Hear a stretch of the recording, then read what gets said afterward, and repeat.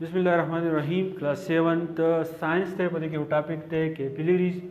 د چې موږ بلډ سرکولیټری سیستم چې موږ شروع کړی دی نو بیا باندې چې بلډ ویسلز دي په بلډ ویسل کې موږ آرټریز ویلې دا اوس د کیپیلریز نو کیپیلریز باره کې اول خبر ما سړي کله چې آرټریز ډیوایډز اینڈ ری ډیوایډز نو کیپیلری چې دي د وینې رګونه دي لکه څنګه چې آرټری په جسم کې وینه تقسیموي نو دغه شان د کیپیلری چې دي نو زموږ د جسم چې څونه ازادي څونه ارګن دي دا باندې کې وینه تقسیموي خو خبره دا ده چې کیپیلری څنګه جوړیږي کیپیلریز داسې جوړیږي چې کوم مین رګونه دي بلډ ویسل چې موږ وایو هغه دي آرټریز چې کله دا آرټری چې دي دا تقسیمیږي دا بار بار چې کله تقسیم شي نو د دینه نری برانچز چې دي ناغه اوزي نو چې کله آرټری ډیوایډ شي بار ډیوایډ شي نری برانچز د دینه چې هغه پیدا شي نو هغه رګونو ته بیا مونږ وایو کیپیلریز نو کیپیلریز چې دي هغه د سنه جوړیږي هغه د آرټری نه جوړیږي بیا دا چې provide carrying nutrients and oxygen to tissues and cell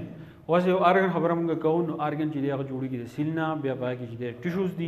نو آرټری دا چې وکړي چې دی ارګن ته چې دی وینه راورسي خو چې کله وینه راورسي بیا د آرټری سکار چې دی په دغه کې ختم شي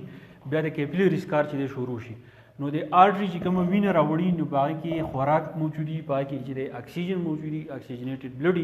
نو دا چې وکړي د آرټری چې دی د وینه ورکی کیپیلری چې کله کیپیلریز له دا وینه ورسي نو دا کیپیلریز دا چې وکړي چې په دغه ارګن کې چې کم سیلز دي کم ټیشوز دي نو هغې ته د خوراک او دغه اکسیجن چې دی دغه ته ورسي نو چې کله ورته ورسي نو دې مطلب دا دی چې دغلته کې انرژي چې دغه ارګن ته چې دی میلاو شو بیا پکې څه دي ټیک کاربن ډای اکساید اینڈ ویسٹ میټیریل فرام سیلز اینڈ ټیشوز ټو وین بلکې دا خبره ده چې خوراک او اکسیجن یې راوړو خو دا کیپیلریز بل کار هم کوي څه کار کوي چې د دغه سیلز او د ټیشوز نه په کوم کې چې دا د خوراک تقسیموي دا غینه کاربن ډای اکساید واخلي او په دې کې چې کوم ګنده شیزونه نو دا تیر واخلي او دا ورکی وین لا چې کوي د آرټری نه وینه واخلي په ځنا کې وینه والی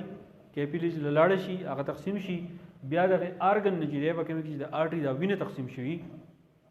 دا غینه کاربن ډای اکساید واخلي ویست میټیریل واخلي او دا بل قسم رګ دی چې هغه ته ویل کېږي وین دا ان شاء الله وین چې به سبا کو exchange of material between blood and tissues بل پکې دا خبره ده